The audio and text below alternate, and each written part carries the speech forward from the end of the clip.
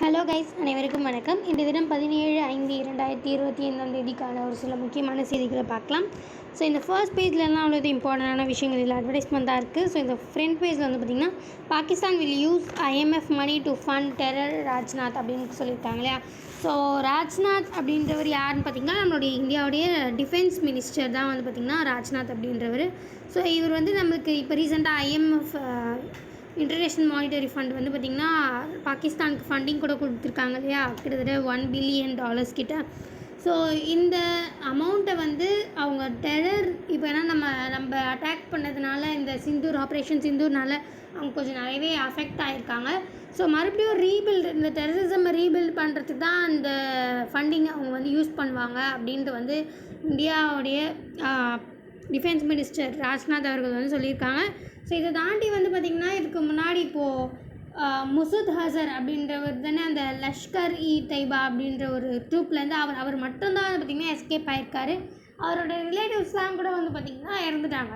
So இதுக்கப்புறமா ஒரு strong பேஸான terrorism வந்து பார்த்திங்கன்னா பாகிஸ்தான் சீக்கிரமாக உருவாக்குமோ அப்படின்ற அதுக்கான ஒரு வழியாக இது IMF-ஓட எய்டு இருக்கும் அப்படின்ற மாதிரி அவர் சொல்லியிருக்காரு. ஆஃப்கோர்ஸ், ஏன்னா அவருமே வந்து பார்த்திங்கன்னா சொல்லிட்டு தான் நாங்கள் கன்ஃபார்ம் வந்து மறுபடியும் ரீபேக் கொடுப்போம் அப்படின்ற மாதிரி சம்திங் அப்படி ஒரு விஷயங்களில் சொல்லிட்டு தான் போயிருக்காரு அவர், அந்த முசூத் ஹசர் அப்படின்றவர். ஸோ இது தாண்டி இந்த IMF வந்து இதுக்கு இன்டைரக்டான ஒரு ஃபண்டிங்காக வந்து இருக்குது அப்படின்றது தான் நம்ம இது மூலிமா அவர் சொல்லியிருக்காரு. ஸோ அது மட்டும் இல்லாமல் நம்மளுடைய இந்தியாவுடைய ரேபிட் ஸ்ட்ரைக் இந்த ஆப்ரேஷன் சிந்தூர் வந்து பார்த்திங்கன்னா ஒரு நல்ல ஆப்ரேஷன், நல்ல விதமாக வந்து செயல்பட்டுருக்கு அப்படின்றதும் மென்ஷன் பண்ணியிருக்காரு. தென் நம்ம இங்கே இந்த ஆப்ரேஷன் சிந்தூரில் யூஸ் பண்ண முக்கியமான வெப்பன்ஸ், அதாவது இந்த ஃபைட்டோ ஜெட்ஸ் அப்படின்னு சொல்லுவோம், அந்த ரேஃபில், நமக்கு ரொம்ப இம்பார்ட்டண்ட்டானது வந்து பார்த்திங்கன்னா ரேஃபில், S-400 மிசைலு, அப்புறம் ஆகாஷ், பிரம்மோஸ், இந்த 4 தான் வந்து பார்த்திங்கன்னா நம்ம மோஸ்ட்லி நம்ம ஃப்ரீக்வெண்ட்டாக ரொம்ப அதிகமாக யூஸ் பண்ணுறது. ரஃபேல் அப்படின்றது பார்த்திங்கன்னா ஃப்ரான்ஸால் நமக்கு கொடுக்கப்பட்டது. S-400 மிசைல் வந்து ரஷ்யா நமக்கு கொடுத்தாங்க. ஆகாஷ் அப்படின்றது வந்து நம்மளுடைய பியூர்லி அது வந்து இந்தியாவில் மேக் பண்ண ஒரு ஃபைட்டோ ஜெட். அது வந்து ஆகாஷ் அப்படின்றது நம்ம இந்தியாவிலே மேக் பண்ணது. ஸோ பிரம்மோஸ் அப்படின்றது இந்தியா அண்ட் தென் ரஷ்யா 2 பேரும் கொலாபரேட் பண்ணி உருவாக்கின ஒரு வெப்பன் தான் வந்து பிரம்மோஸ். அது வந்து உண்மையிலே செம்ம எஃபெக்டிவாக இருக்குது. ஸோ இதை நமக்கு வந்து பார்த்திங்கன்னா எக்ஸ்போர்ட்ஸ்லாம் கூட பண்ணிகிட்ருக்கோம். இப்போ ரீசெண்டாக நம்ம ஃபிலிப்பைன்ஸ் கூட வந்து பார்த்திங்கன்னா இதை எக்ஸ்போர்ட் பண்ணி ஸோ அவங்களுக்கும் யூஸ் ஆகிற மாதிரி எக்ஸ்போர்ட்ஸும் பண்ணுறோம். ஸோ இது மூலிமா நமக்கு இன்கமும் ஜென்ரேட் ஆகுது. ரொம்ப டிஃபென்ஸில் வந்து ரொம்ப யூஸ்ஃபுல்லாகவும் இருக்கிறது இந்த பிரம்மோஸ் அப்படின்ற ஒரு ஃபைட்டோ ஜெட். ஸோ இதை பற்றியெல்லாம் சொல்லியிருக்காங்க. இதை தாண்டி வந்து மோஸ்ட்லி இந்த பாகிஸ்தான் வந்து IMF கொடுத்த ஃபண்டு வந்து டெரரிசமை மறுபடியும் ரீபில்டு பண்ணுறதுக்கு தான் வந்து யூஸ் பண்ணுவாங்க அப்படின்றத மென்ஷன் பண்ணியிருக்காரு. ஸோ அதை பற்றின ஒரு நியூஸ் தான் இருக்குது. மற்றபடி இங்கே வேறு எதுவும் இம்பார்ட்டண்டான விஷயங்கள் இல்லை. ஸோ இதனால் நம்ம இதெல்லாம் ஸ்கிப் பண்ணிடலாம். Advertisement and then Chennai, Tamil Nadu, இந்த மாதிரி பர்டிகுலராக இருக்கிறதெல்லாம் நம்ம ஸ்கிப் பண்ணிடலாம். ஓகே, ஆக்சுவலி என்னன்னு பார்த்தீங்கன்னா, இந்த லிக்கர் ஸ்கேம் வந்து மறுபடியும் வந்து நிறையவே இங்கே பாருங்கள், SC டினைஸ் anticipatory fail to AP liquor scam accused அப்படின்னு சொல்லியிருக்காங்க இல்லையா. ஸோ இங்கே ஒன்று சொல்லியிருக்காங்க. இன்னுமே பின்னாடி நிறைய நியூஸ் வந்து இந்த லிக்கர் சம்மந்தப்பட்டதாக வந்திருக்கு. மறுபடியும் வந்து இந்த அதாவது அது பேர் வந்து இந்த கள்ளச்சாராயம் அப்படின்னு சொல்கிறாங்க இல்லையா. ஸோ லோக்கலாக தயாரிக்கிறது, ஸோ இந்த எத்தனாலுக்கு பதில் மெத்தனால், ஸோ அந்த மாதிரியான ஒரு சில விஷயங்கள் மறுபடியும் இன்க்ரீஸ் ஆகிட்டே இருக்குது அப்படின்றத பற்றி பின்னாடி வந்து ப்ரீஃபாகவே பார்க்கலாம். அதை பற்றி அது கொஞ்சம் இன்க்ரீஸ் ஆகிருக்கு. எப்போவுமே வருஷம் வந்து பார்த்திங்கன்னா ஏதாச்சும் ஒன்று வந்து நமக்கு அந்த விஷயத்தில் மாட்டுது அப்படின்றது தான் வந்து பார்த்திங்கன்னா ரொம்ப கவலைக்குரிய விஷயமாக இருக்குது.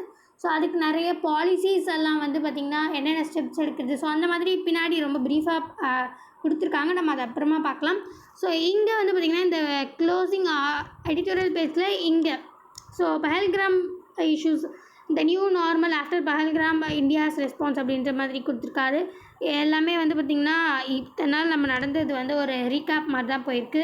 அண்ட் தென் இந்த பஹல்காம் இஷ்யூ பற்றி and then closing argument. So இது வந்து நேத்தி நம்ம ஆக்சுவலி ரொம்ப டீட்டெயிலாக பார்த்தோம் இல்லையா.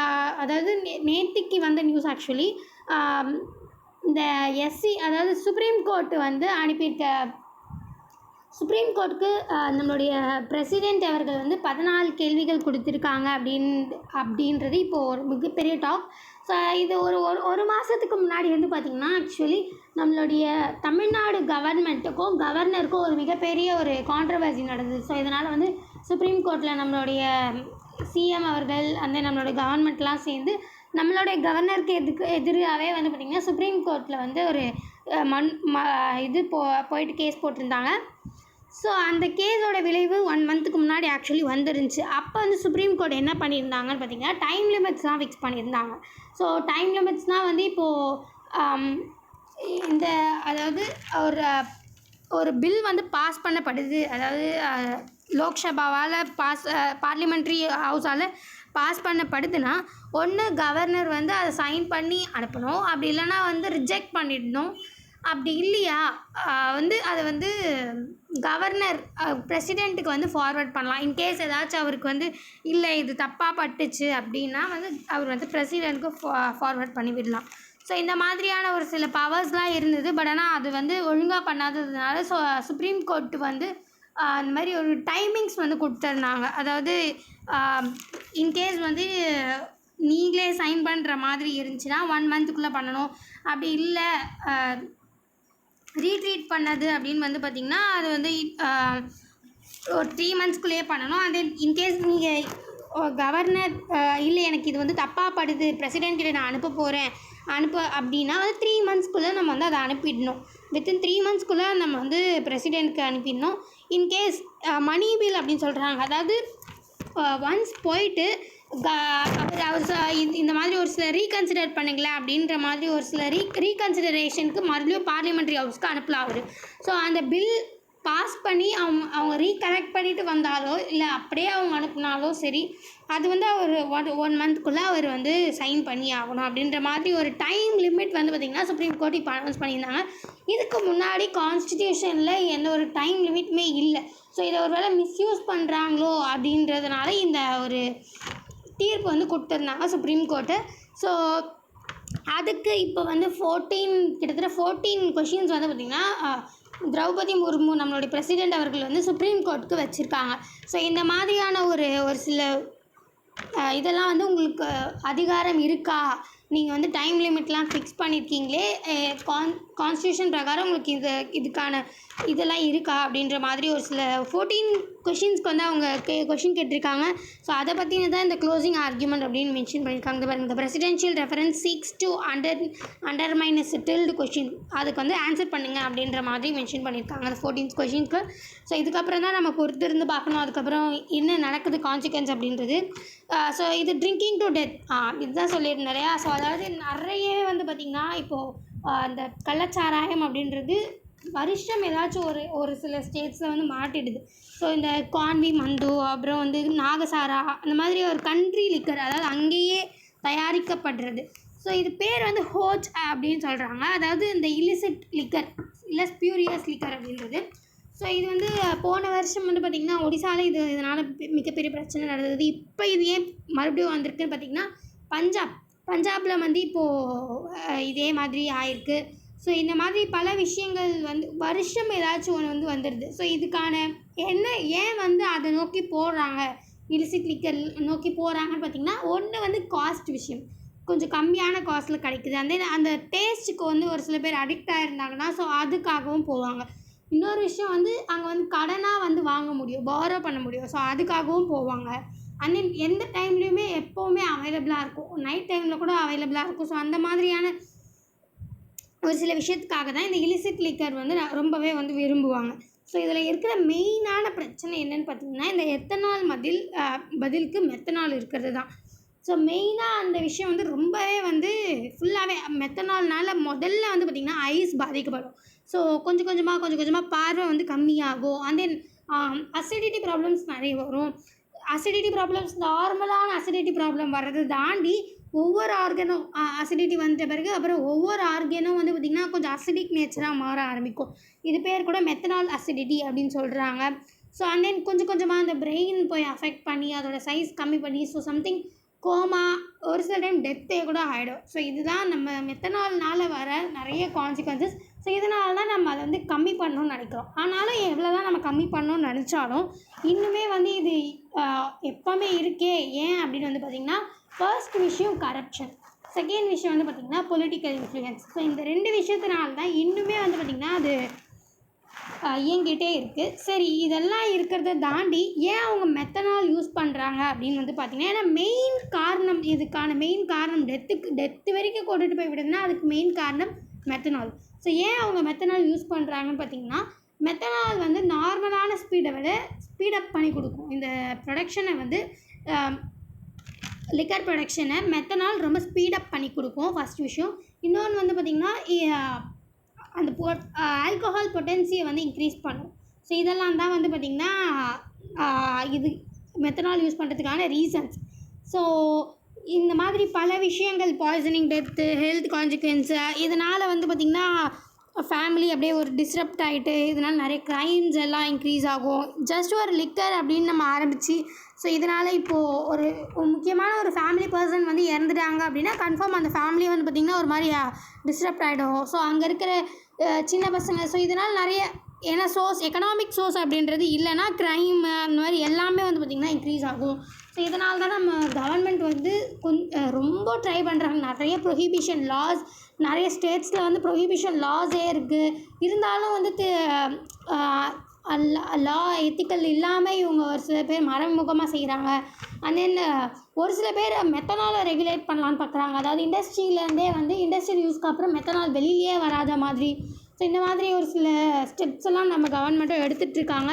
ஸோ அது மட்டும் இல்லாமல் இந்த ரெய்ட்ஸ் எல்லாம் வந்து ரொம்ப ஃப்ரீக்வெண்ட்டாக அந்த அப்புறம் வந்து லீகல் ப்ரிகாஷன்ஸ்லாம் வந்து எடுத்து, ப்ராசிக்யூஷன்ஸ்லாம் எடுத்து, அப்புறம் அவங்களுக்கு தகுந்த தண்டனை அந்த மாதிரியெல்லாம் வந்து வாங்கி கொடுக்கணும். அப்போ தான் வந்து கொஞ்சம் கொஞ்சமாக வந்து கம்மி ஆகும் அப்படின்றது நம்மளுடைய இது. ஸோ மற்றபடி இங்கே வேறு எதுவும் இம்பார்ட்டண்டான விஷயங்கள் இல்லை.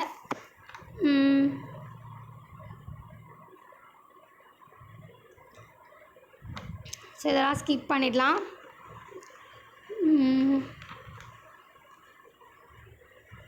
ஓகே, இது Supreme Court strikes down retrospective environmental clearance அப்படின்னு கொடுத்துருக்காங்களா.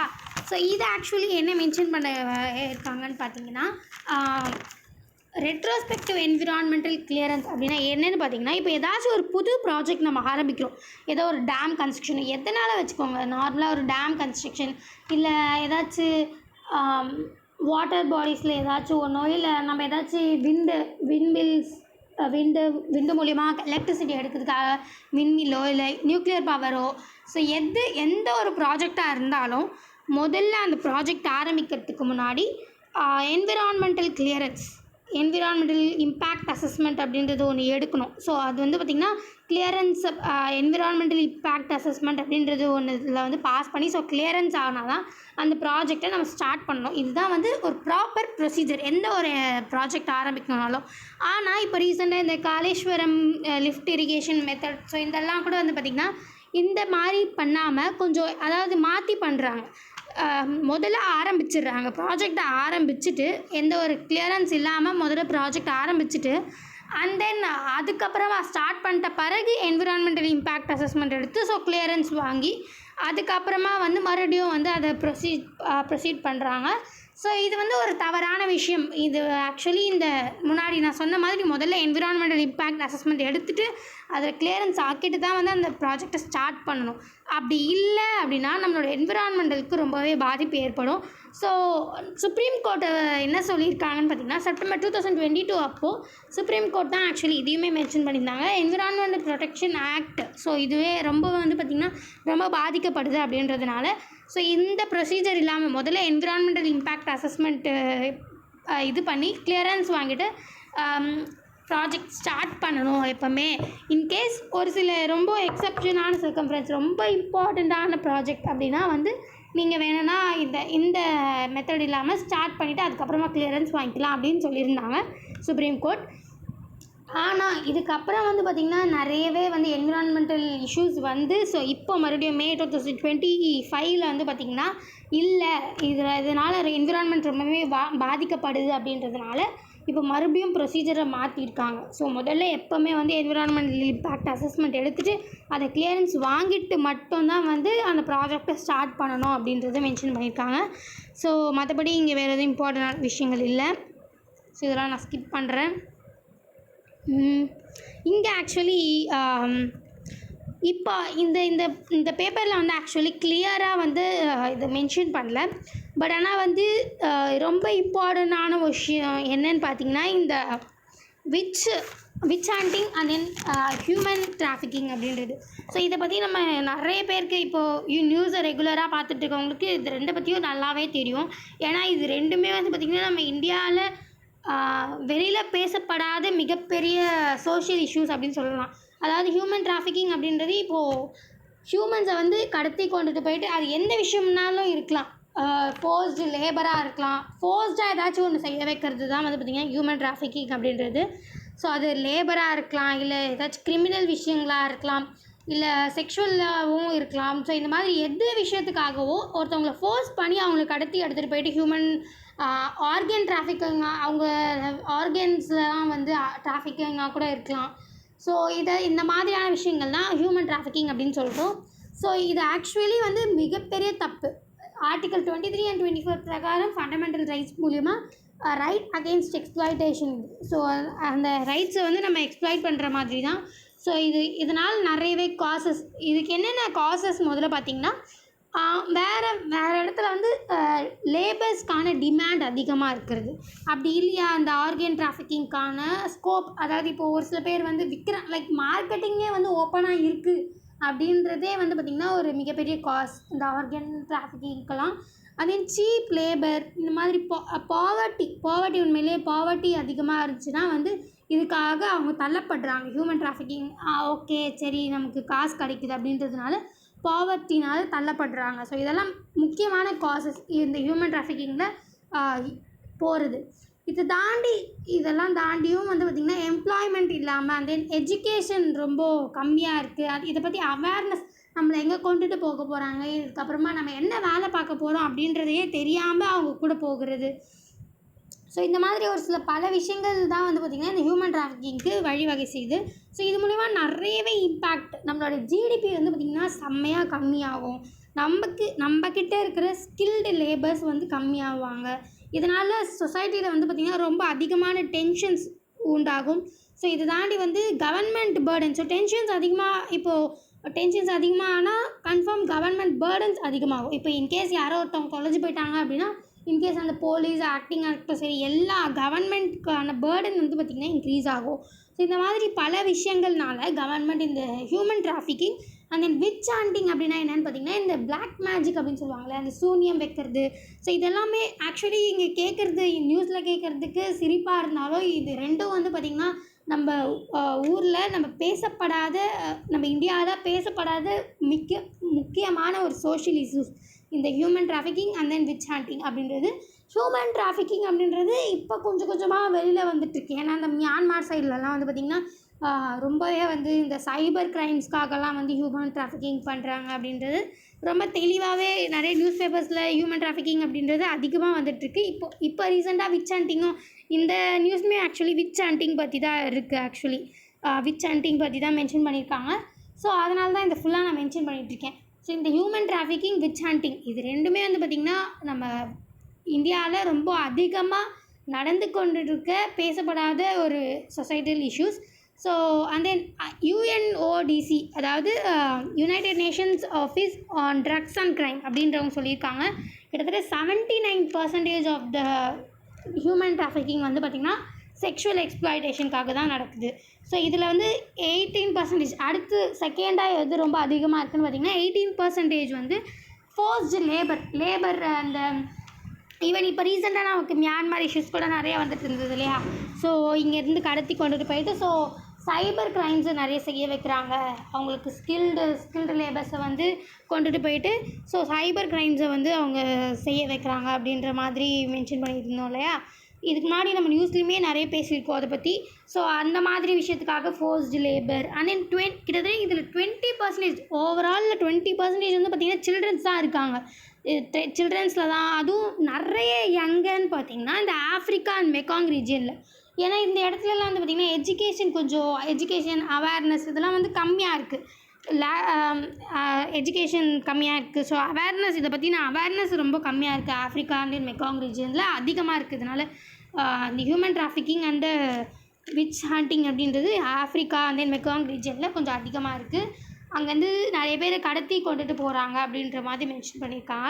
ஸோ இதை தாண்டி கவர்மெண்ட் என்னென்ன ஸ்டெப்ஸ் எடுத்திருக்காங்க இதுக்காக அப்படின்னு பார்த்தீங்கன்னா, ஆர்டிகல் 23 இதுக்கு முன்னாடி நான் சொன்ன மாதிரி இந்த இம்மார்டல் டிராஃபிக்கிங் ஆக்ட், அந்த ஆர்டிகல் 23 பிரகாரம் இம்மார்டல் டிராஃபிக் ஆக்ட் அப்படின்றது 2013 எடுத்துன்னு வந்திருக்காங்க. இது தாண்டி கிரிமினல் லா ஆக்ட் அப்படின்றது 2013 எடுத்துன்னு வந்திருக்காங்க. தென் குட்டி பசங்க சில்ட்ரன்ஸ்க்காகவே போஸ்கோ ஆக்ட் அப்படின்றது 2012 எடுத்துகிட்டு வந்திருந்தாங்க. ஸோ பாக்ஸோ ஆக்ட் அப்படின்றது.